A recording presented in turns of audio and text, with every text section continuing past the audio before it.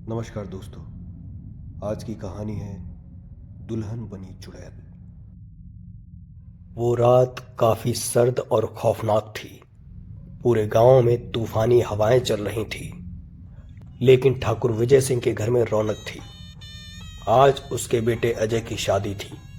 पूरा घर दुल्हन की तरह सजा हुआ था। बारात की तैयारियां हो चुकी थीं और दुल्हन सुमन अपने लाल जोड़े में सजी शीशे के सामने बैठी थी। सुमन के चेहरे पर घबराहट थी। उसकी आंखें बार बार खिड़की की ओर जा रही थी, मानो कोई उसे वहां से पुकार रहा हो। उसकी सहेलियां हंसी मजाक में लगी थी, लेकिन सुमन के चेहरे पर अजीब सा डर था।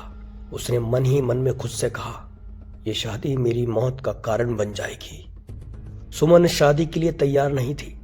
ठाकुर परिवार ने उसकी सहमति के बिना यह रिश्ता तय किया था। अजय क्रूर और लालची था।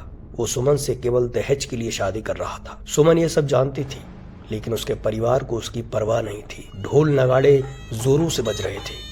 सुमन को मंडप में लाया गया।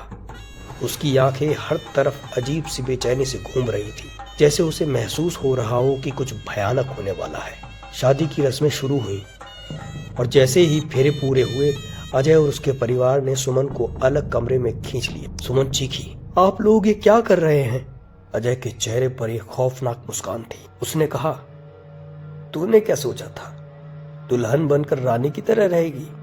नहीं, तेरा काम खत्म। अब तुझे रास्ते से हटाना होगा। सुमन को समझ नहीं आया कि ये सब क्या हो रहा है। तभी अजय की मां ने एक जलती हुई मशाल उठाई और सुमन के ऊपर फेंक दी। उसका लाल जोड़ा जलने लगा। उसकी चीखों से पूरा घर दहल गया, लेकिन बाहर बज रहे ढोल नगाड़ों ने उसकी चीखों को दबा दिया। किसी को कुछ पता नहीं चला।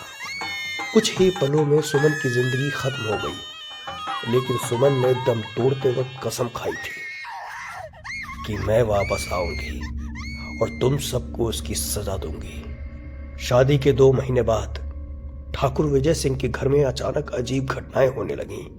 रात के समय अजय के कमरे में किसी के रोने और हंसने की आवाजें आने लगीं। एक रात जब अजय सो रहा था, तो उसने महसूस किया कि उसके बिस्तर के पास कोई खड़ा है। उसने आंखें खोली तो देखा लाल जोड़े में सुमन उसके सामने खड़ी थी।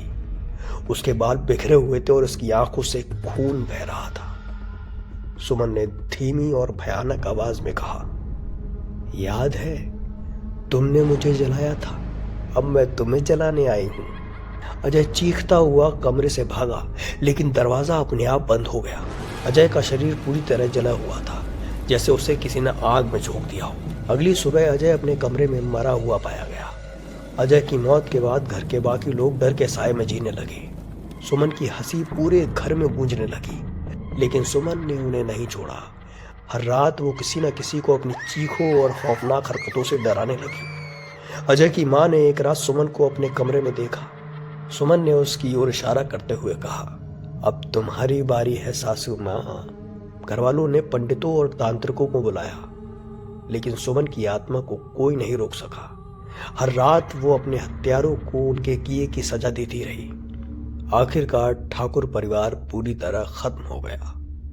सुमन की आत्मा ने उन सभी को मार डाला जिन्होंने उनके साथ अन्याय किया था, लेकिन वो शांत नहीं हुई। कहते हैं कि सुमन की आत्मा आज भी उसी लाल जोड़े में गांव के रास्तों पर भटकती रहती है, और जो भी शादीशुदा जोड़ा उस रास्ते से गुजरता है, वो उनकी शादी को तोड़ने की कोशिश करती है। गांव वालों का मानना है कि सुमन हर उस शादी को तबाह कर देती है जो दहेज के लालच में की गई। उसकी चीखें और जलते हुए लाल जोड़े की झलक आज भी लोगों के रोंगटे खड़े कर देती है। अगर तुम्हारे इरादे साफ नहीं हैं, तो उस दुल्हन से बचकर रहो जो कभी चुड़ैल बन चुकी है।